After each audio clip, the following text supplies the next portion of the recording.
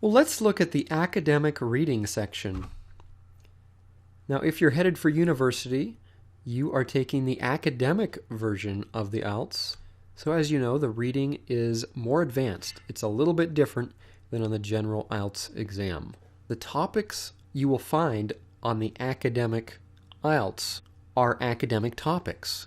So don't be surprised to find scientific topics such as chemistry and biology, or there may be some pressing social issue like public health or history, where you have to keep track of times and dates and events, places. It can be more complicated than on the general IELTS, so it's a bit more advanced in the topics you will face.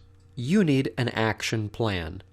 Since it's difficult, let's make sure we have an action plan going in to these kinds of questions that we'll find on these advanced topics in the academic reading section. Skim the text and skim the questions.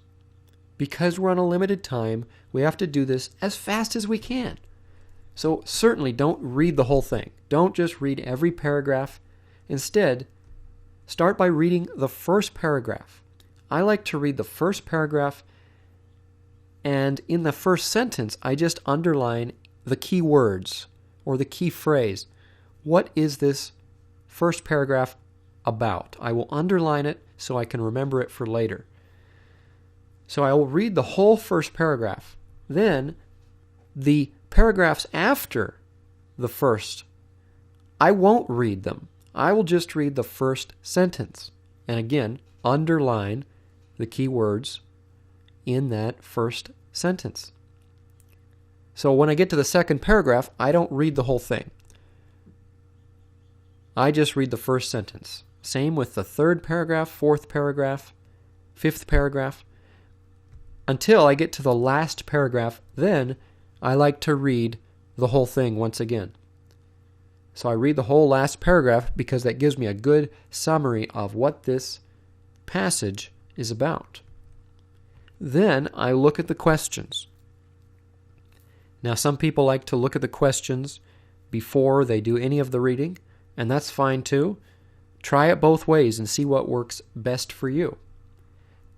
But at this point, you should be looking at the questions.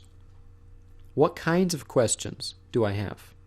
Of course, we've looked at this in previous sections, that there are different types of questions you'll find. There are about a dozen of them.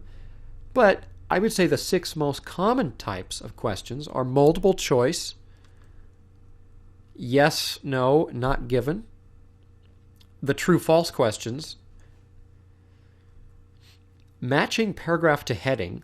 That is where you are asked to find the paragraph that matches heading A, heading B, heading C, heading D. And you just have to know what the main idea of each paragraph is. Remember, when we underlined keywords in the first sentence, that'll really help us answer those kinds of questions. You'll have summary completion and matching features. Those are the most common types of questions, but there are others. You know, you got your fill in the blank and diagram labels, all that stuff. I want to look at a couple of these types of questions and give you a few tips. So, multiple choice questions. The number of choices can change. In a traditional multiple choice question, it will ask you to choose the best answer or the correct answer, A, B, C, or D. One of those answers. However, sometimes in multiple choice questions, it will ask for 2 answers or 3 answers. Make sure you read the question carefully, choose the right number of choices, because that does change.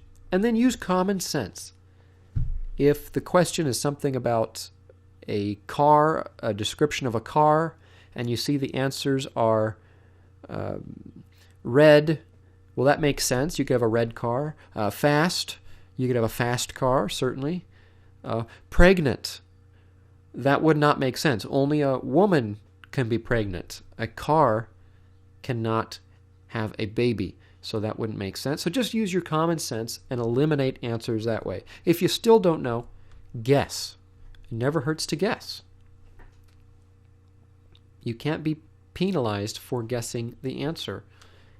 And the other type of question I wanted to look at is the not given questions. These are the yes and no, true and false types. Sometimes the answer is not given. What does that mean?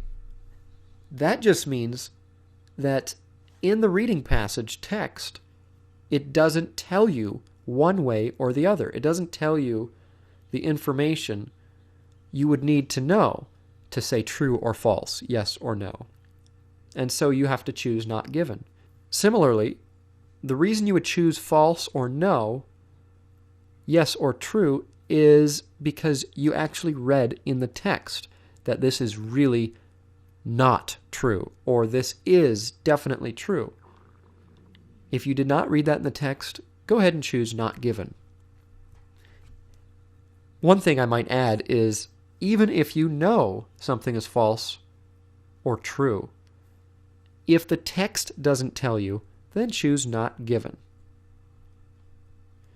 All right, so now it's time to watch some of these academic reading questions in action. Let's get started.